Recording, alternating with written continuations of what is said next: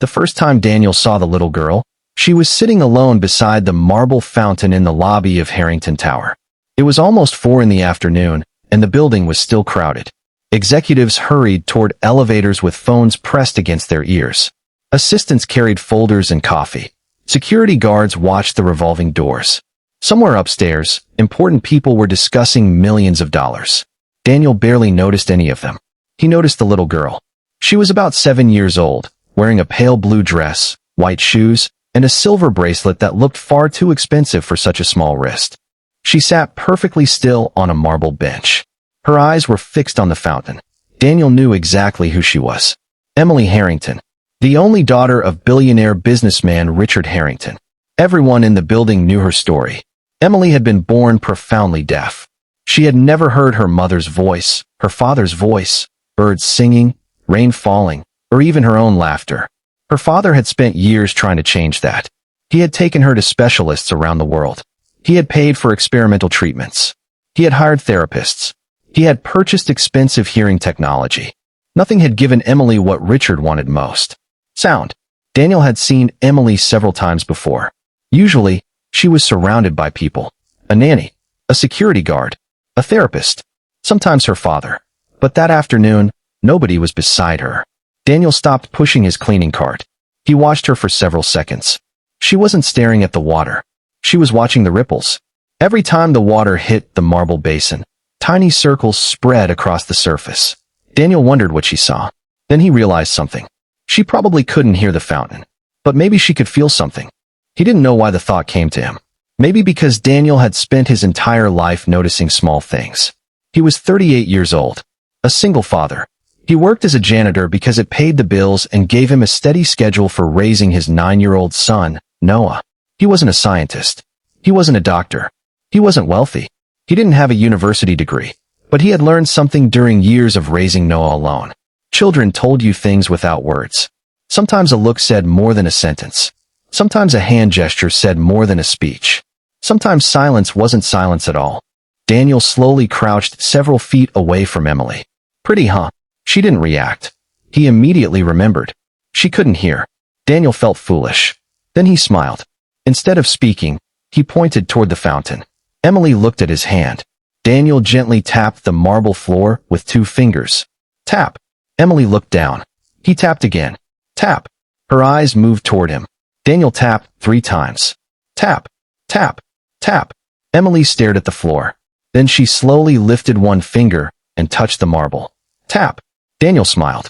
He tapped once back. Emily's eyes widened. She tapped twice. Daniel copied her. Emily tapped 3 times. Daniel copied that too. Suddenly, something changed in her expression. She smiled. Daniel created another rhythm. Tap. Tap. Pause. Tap. Emily watched carefully. Then she copied him. Tap. Tap. Pause. Tap. Daniel laughed quietly. Emily laughed too. They continued. Daniel created a pattern. Emily answered. Emily created another. Daniel copied hers. It wasn't a conversation in the traditional sense. There were no spoken words. No sentences. No sound. But something was happening. They were communicating. Daniel didn't know what they were saying. Neither did Emily. Maybe they weren't saying anything important. Maybe they were simply playing. But for those few minutes, Emily wasn't the billionaire's daughter. She wasn't the deaf child everyone whispered about. She was simply a little girl playing a game with someone who had stopped to notice her. What Daniel didn't know was that someone else had noticed them. Richard Harrington stood at the top of the staircase. He had been searching for his daughter.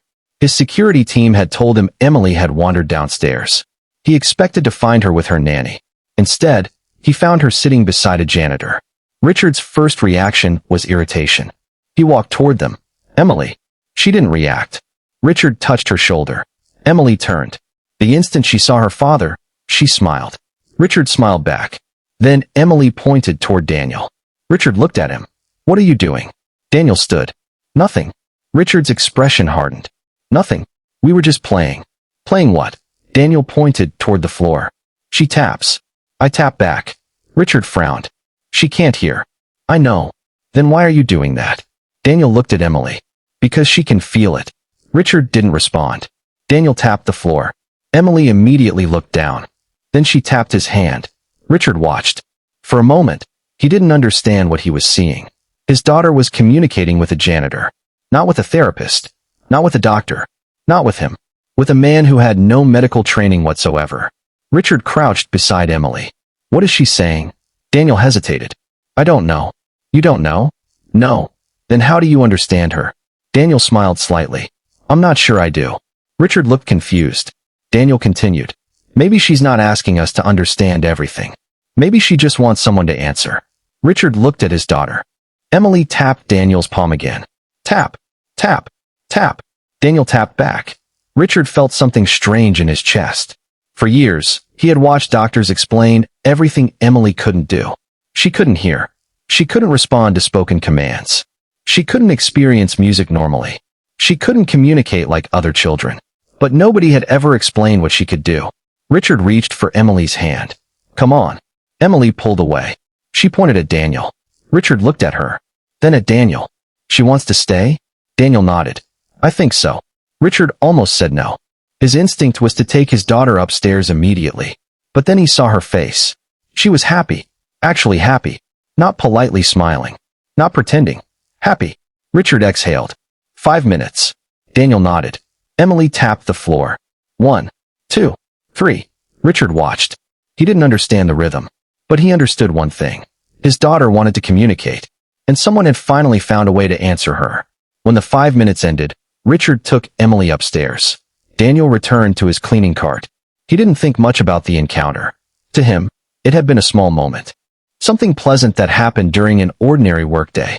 But that evening, Daniel returned to his apartment and found Noah sitting at the kitchen table doing homework. You're late.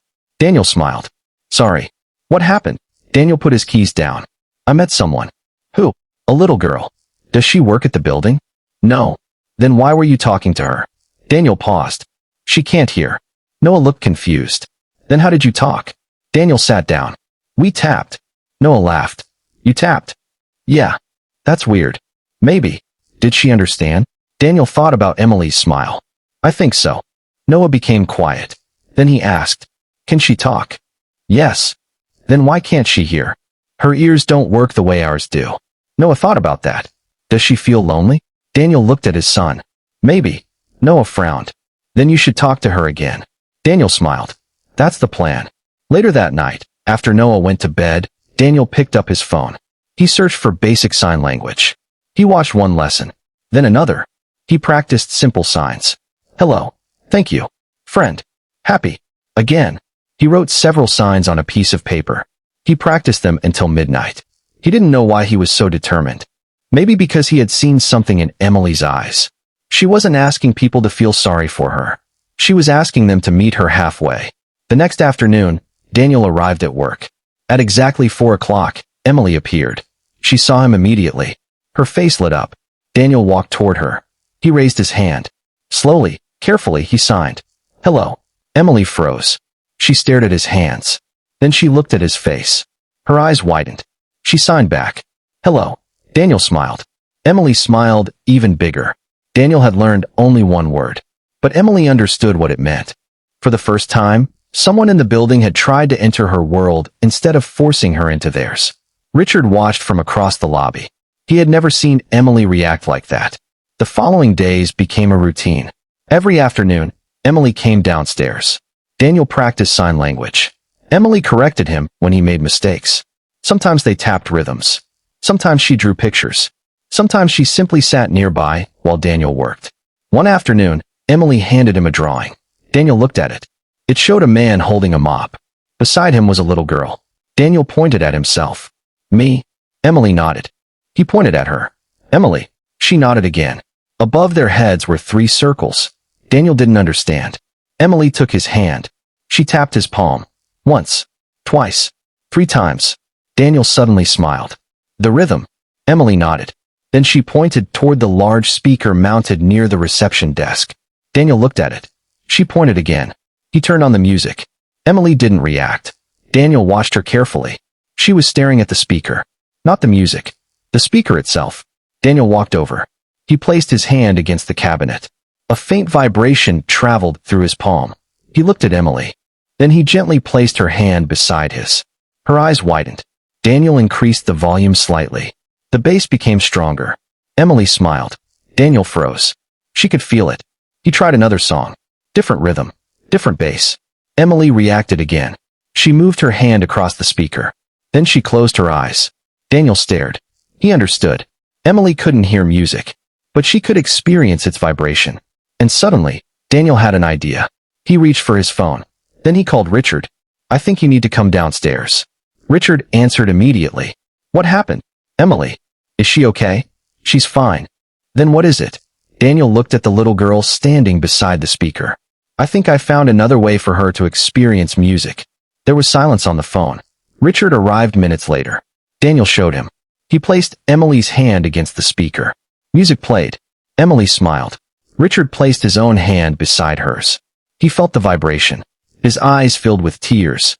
For 7 years, he had spent his fortune searching for a way to make his daughter hear. But standing beside her in the lobby, he realized something. Maybe the answer wasn't making her experience the world like everyone else. Maybe the answer was learning how she already experienced it. Richard looked at Daniel. How did you know?